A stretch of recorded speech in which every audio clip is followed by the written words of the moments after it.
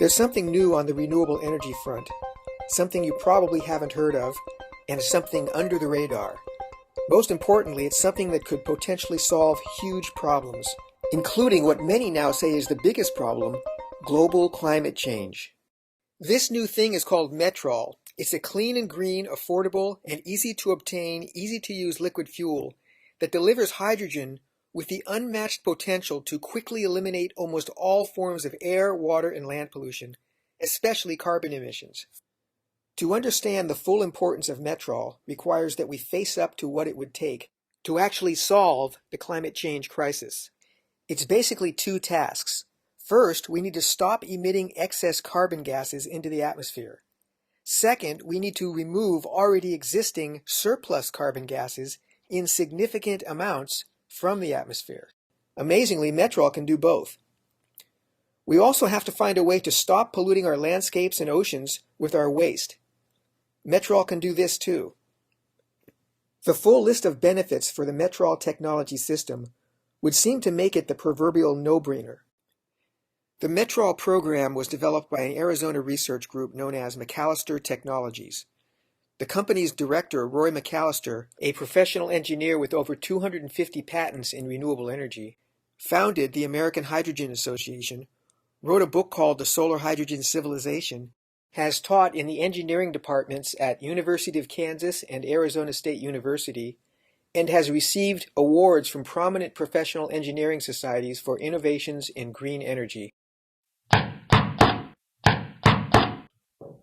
We use a relatively small amount of electricity to ionize a portion of the population of injected fuel so that these ions carry on the ignition. These ions go where the fuel goes. And so we're, in that sense, extremely efficient. And the way we present the fuel, then, is as a stratified charge. So we'll demonstrate. METROL is made from anything that rots or burns. This typically means biomass waste, such as sewage, garbage, farm waste, or forest waste. METROL could also be made from fossil fuel. When made from biomass, an anaerobic digester is used to extract from it the methane gas. Then, and unlike other biofuels which typically just use the methane as a fuel, METROL production takes it a step further by splitting the methane into its constituent parts, hydrogen and carbon. The solid carbon is collected and then sold to industry as a manufacturing resource. The hydrogen gas is collected and, by use of a patented process, combined with nitrogen and carbon dioxide drawn from the atmosphere to form a three-element liquid fuel, METROL. Because it's a liquid at room temperature and pressure, it's as easy to store and transport as gasoline, diesel, or jet fuel. This means we don't have to build massive new infrastructure to handle the hydrogen-based fuel. It can use existing pipelines, rail cars, tanker trucks, and gas stations, thus saving huge amounts of money. Once the liquid METROL is inside a converted car, truck, or literally any other type of motor vehicle with an internal combustion engine, it's stored in a standard fuel tank. Next, and using patented McAllister technology, the METROL is heated and pressurized using recycled waste heat from the combustion chamber. The hydrogen is then separated out from the METROL and cleanly burned. The leftover carbon dioxide and nitrogen are released back to the atmosphere from which they were earlier drawn during the making of the METROL. Converting a normal car engine to METROL use typically takes about the same amount of time as a standard tune-up. The existing exhaust system is replaced by the METROL heat exchanger. The hydrogen accumulator is mounted nearby on the firewall, and the new smart plugs simply replace the old spark plugs. In many ways, METROL cars and trucks are the greenest of all road vehicles. To understand why, we start with the most immediate, easy-to-see factors. First up, METROL vehicles are obviously cleaner than those running on either gasoline or diesel, and this is by a huge margin. Besides no toxic tailpipe emissions, they actually clean the air they drive through. METROL fuels are also easier on the engine than is gasoline or diesel fuel, so the vehicle engines last longer.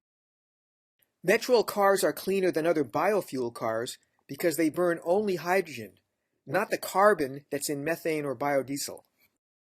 METROL cars are cleaner than typical electric cars because they don't depend on the grid, which is still, unfortunately, mostly fossil fuel powered. METROL cars have multi-fuel flexibility. They can run on either METROL or, if necessary, gasoline or diesel with the flip of a switch.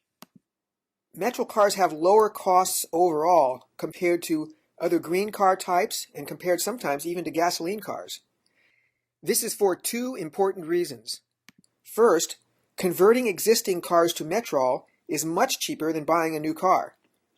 Second, implementing the METROL infrastructure is much cheaper than all the other energy alternatives. There are bigger issues that make METROL even more attractive. For example, METROL burning engines actually suck in and remove contaminants from the intake air. This means a METROL vehicle actually cleans the air that it drives through. With METROL use being implemented in cars, trucks, trains, and power plants, we could virtually eliminate smog from the cities of the world. Even more important, METROL production from biomass could enable the world's green plants to remove excess CO2 from the atmosphere. This is because biomass is made from photosynthesis, and photosynthesis naturally captures carbon from the air and puts it into plants. When animals or plants die, that biomass normally either rots or burns, thus returning the captured carbon back to the atmosphere.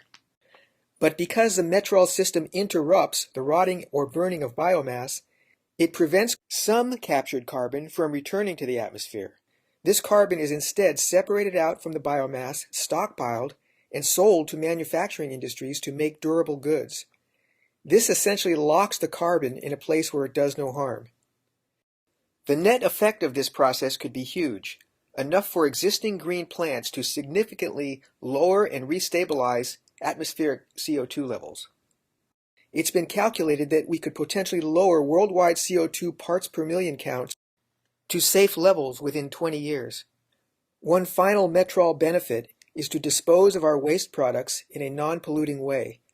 Our garbage, sewage, and farm waste, etc., thereby become valuable resources instead of pollution headaches.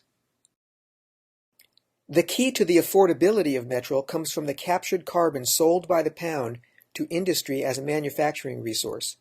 The income potential of this is shown here, where we can see that a given amount of natural gas or methane yields 14 times as much income when made into METROL than when simply sold or burned as we do now. This income from carbon sales can be used to subsidize both the cost of engine conversions and the per gallon cost of METROL at the pump. The captured carbon sold to industry makes possible widespread use of a growing new class of wonder materials, such as carbon fiber, graphene, and carbon nanotubes. The superior quality goods produced include car bodies, bicycles, airplanes, and space vehicles, and to a new generation of much more efficient wind turbines and solar panels. This last point greatly amplifies the indirect capacity of METROL to supply clean energy for the world. Right now, there are working prototypes for both the METROL production equipment and the engine conversion kit that need to be advanced into production prototypes. With seed money, the next key step will be intensive third-party testing and certification to validate the reliability of the METROL technology. This will be followed by ramp-up of production capacity to first-stage commercialization, which will take place in a few pilot programs around the country.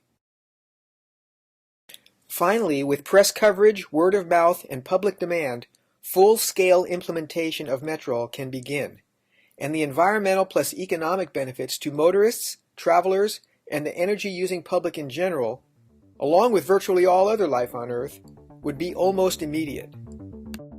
It all depends on the public and political will to step up to the plate and actually solve the key problems of our time.